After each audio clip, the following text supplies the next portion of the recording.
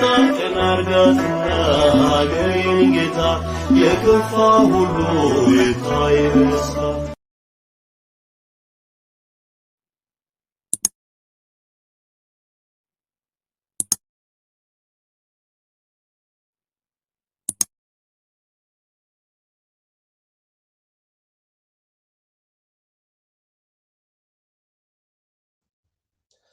በስመ አብ ወወልድ ወመንፈስ ቅዱስ አሐዱ አምላክ አሜን።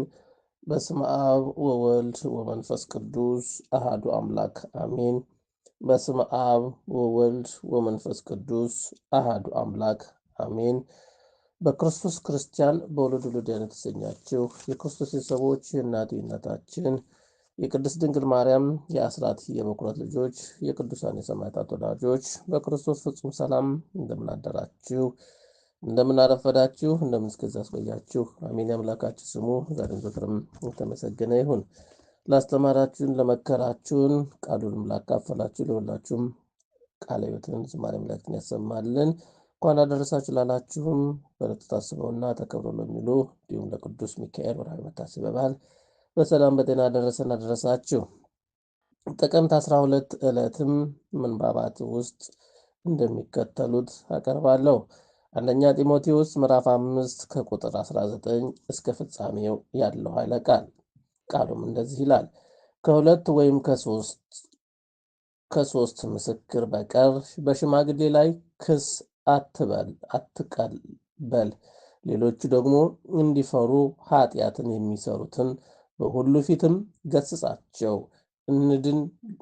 አንድን እንኳን በደልም ሳታደርግም እነዚህን ያለ መዘንበል እንድትጠብቅም በእግዚአብሔር በጌታ በኢየሱስ ክርስቶስም በተመረጡትም መላእክት ፊትም እመክርሃለሁ። በማንም ላይ ፈጥነህም እጆችህን አትጫን፣ በሌሎችም ኃጢአትም አትተባበር። ራስህንም በንጽህና ጠብቅ። ስለ ሆድህና ስለ በሽታህም ብዛትም ጥቂትም የወይን ጠጅም ጠጣ እንጂ ወደፊትም ውሃ ብቻ አትጠጣ። የአንዳንዶች ሰዎችም ኃጢአትም የተገለጠ ነው፣ ፍርድንም ያመለክታል። ሌሎችንም ግንም ይከተላቸዋል። እንዲሁ መልካም ሥራ ደግሞ የተገለጠ ነው፣ ያልተገለጠውም ከሆነ ሊሰወር አይችልም። ያዕቆብ ወንድም የይሁዳ መልእክት ምዕራፍ 1 ከቁጥር 9 እስከ 14 ያለው ኃይለ ቃል።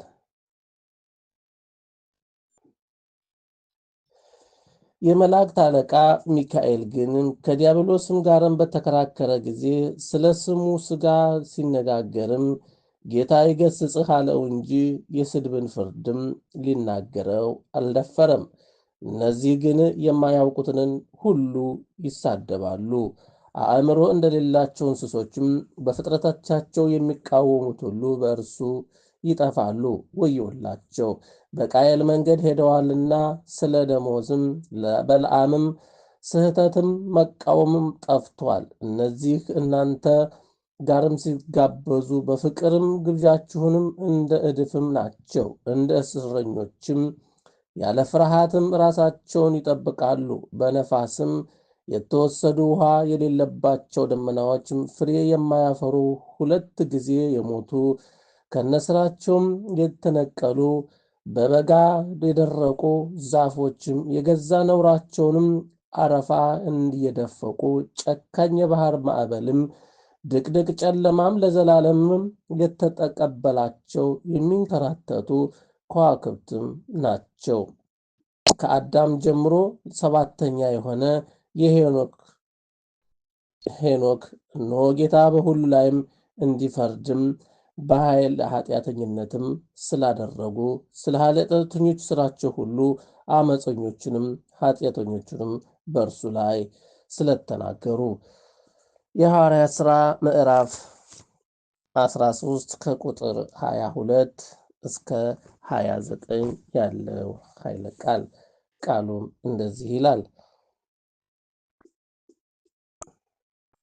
እግዚአብሔር ከብንያም ወገንም የሚሆን ነው ሰው የቄስን ልጅም ሳኦልንም 40 ዓመትም ሰጣቸው። እርሱንም ከሻረው በኋላ ዳዊትን በእርሱ ላይም እንዲነግስም አስነሳው። ሲመሰክርለትም እንደ ልቤ የሆነው ሰው ፈቃዴንም ሁሉ የሚያደርግ የእሴይን ልጅም ዳዊትንም አገኘሁ አለ። ከዚህም ሰው ጋርም እግዚአብሔር እንደ ተስፋው ቃልም ለእስራኤል መድኃኒት እርሱ ኢየሱስንም አመጣ።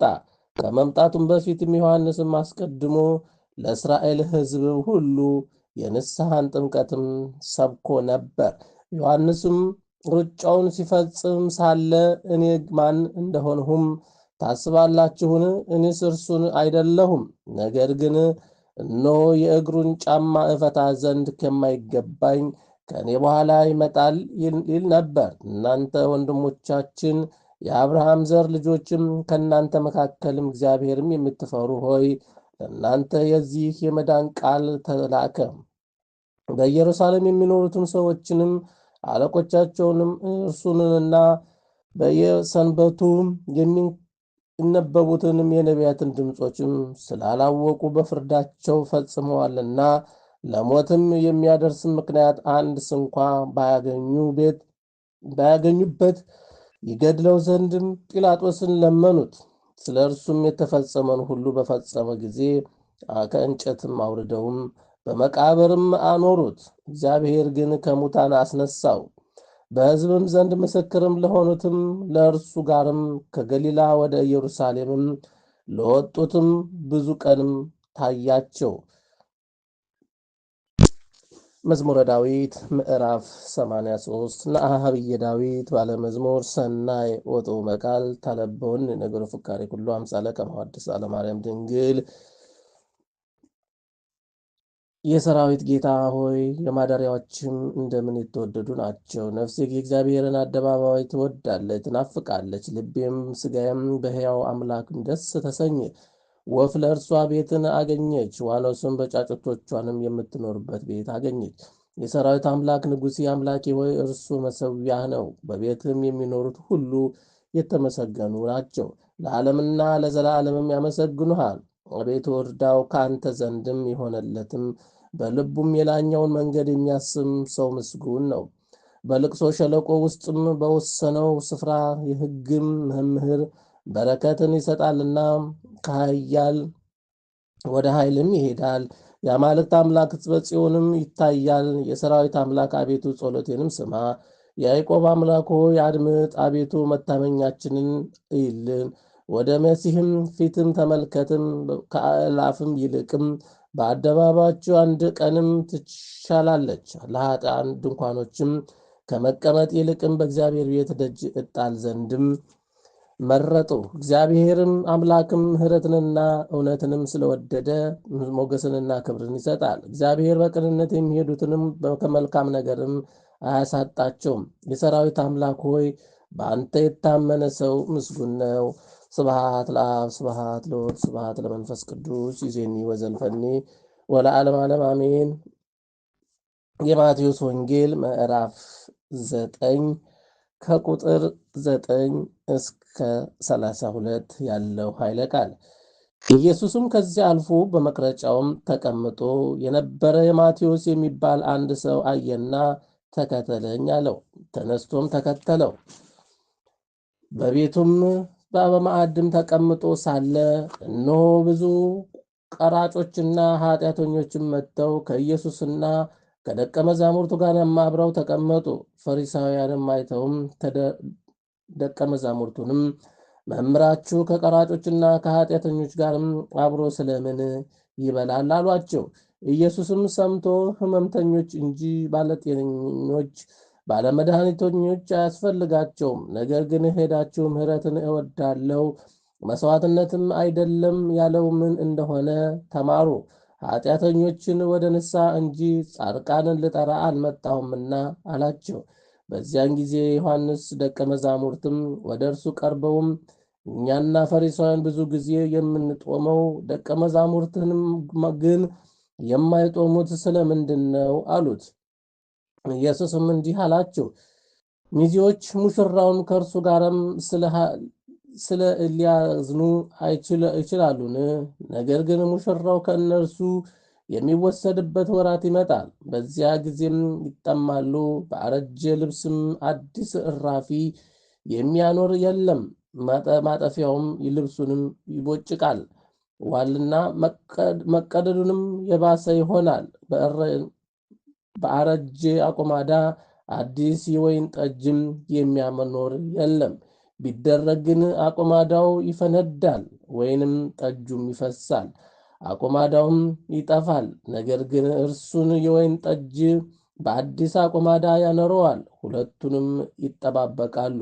ይህንን ሲነግራቸው አንድ መኮንንም መጥቶ ልጄ አሁን ሞተች፣ ነገር ግን መጥተህ እጅህን ጫንባት፣ በሕይወትም ትኖራለች እያለ ሰገደለት። ኢየሱስም ተነስተህ ከደቀ መዛሙርቱ ጋርም ተከተለው። እነሆ ከ12 ዓመት ጀምሮ ደም የሚፈሳትም ሴትም በኋላው ቀርባ የልብሱን ጫፍም ዳሰሰች። በልቧም ልብሱን ብቻ የዳሰስሁ እንደሆነ እድናለሁ ትል ነበርና። ኢየሱስም ዞር ብሎ አያትና ልጄ ሆይ አይዞሽ፣ እምነትሽ አድኖሻል አላት። ሴቲቱም ከዚያ ሰዓት ጀምራ ዳነች። ኢየሱስም መኮንኑ ቤትም በደረሰ ጊዜ እምቢልታዎችምና የሚንጫጫውንም ሕዝብ አይቶ ብላቴናይቱ ተኝታለች እንጂ አልሞተችምና ፈቀቅ በሉ አላቸው። በጣምም ሳቁበት። ሕዝቡ ግን ከአስወጡ በኋላ ገብቶ እጁን ያዘች፣ ብላቴናይቱንም ተነሳች። ያም ዝና ወዲያውም ከሀገር ሁሉ ወጣ። ኢየሱስም ከዚያ ሲያልፍም ሁለት ዕውሮችም የዳዊት ልጅ ሆይ ማረን ብለውም እየጮሁ ተከተሉት። ወደ ቤትም በገባ ጊዜ ዕውሮቹ ወደ እርሱ ቀረቡ። ኢየሱስም ይህንን ማድረግ እንድችል ታምናላችሁን አላቸው። አዎን ጌታ ሆይ አሉት። በዚያን ጊዜ እንደ እምነታችሁ ይሁንላችሁ ብሎ ዓይኖቻቸውን ዳሰሰ፣ ዓይኖቻቸውን ተከፈቱ። ኢየሱስም ማንም እንዳያውቁ ተጠንቀቁ ብሎ በብርቱ አዘዛቸው። እነርሱም ግን ወጥተውም ከዚያ አገር ሁሉ ስለ እርሱ አወሩ። እርሱም ሲወጡ እነሆ ጋኔን ያደረበትን ዲዳም ሰው ወደ እርሱ አመጡት። ጋኔኑም ካወጣው በኋላ ዲዳውም ተናገረ። ስለ ቃሉ የቃሉ ባለቤት ልዑል እግዚአብሔር አምላካችን ዛሬም ዘወትርም የተመሰገነ ይሁን። ይቆየን። አባታችን ሆይ በሰማያት የምትኖር፣ ስምህ ይቀደስ፣ መንግሥትህ ትምጻ፣ ፈቃድህ በሰማይ እንደሆነች እንዲሁም በምድር ትሁን። የዕለት እንጀራችንን ስጠን ዛሬ፣ በደላችንንም ይቅር በለን እኛም የበደሉንን ይቅር እንደምንል፣ አቤቱ ወደ ፈተናም አታግባን ከክፉ ሁሉ አድነን እንጂ መንግሥት ያንተ ናትና፣ ኃይል፣ ክብር፣ ምስጋና ለዘለዓለሙ አሜን። እመቤታችን ቅድስት ድንግል ማርያም ሆይ በመልአኩ በቅዱስ ገብርኤል ሰላምታ ሰላም እልሻለሁ። በሐሳብሽ በሥጋሽም ድንግል ነሽ። አሸናፊ እግዚአብሔር እናት ሰላምታ ላንቺ ይገባሻል። ከሴቶች ሁሉ ተለይተሽ አንቺ የተባረክሽ ነሽ፣ የማኅፀንሽ ፍሬም የተባረከ ነው። ጸጋን የተመላሽ ድንግል ሆይ ደስ ይበልሽ፣ ልዑል እግዚአብሔር ከአንቺ ጋር ነውና፣ ከተወደደው ልጅሽ ከጌታችን ከመድኃኒታችን ከኢየሱስ ክርስቶስ ዘንድ ይቅርታና ምሕረትን ለምኝልን ኃጢአታችንን የሚያስተሰርይልን ዘንድ ለዘለዓለሙ አሜን። ምስጋና ይሁን አንድ አምላክ ለሚሆን ለአብ ለወልድ ለመንፈስ ቅዱስ ክብር ምስጋና ይገባዋል፣ ዛሬም ዘወትርም ለዘላለሙ አሜን።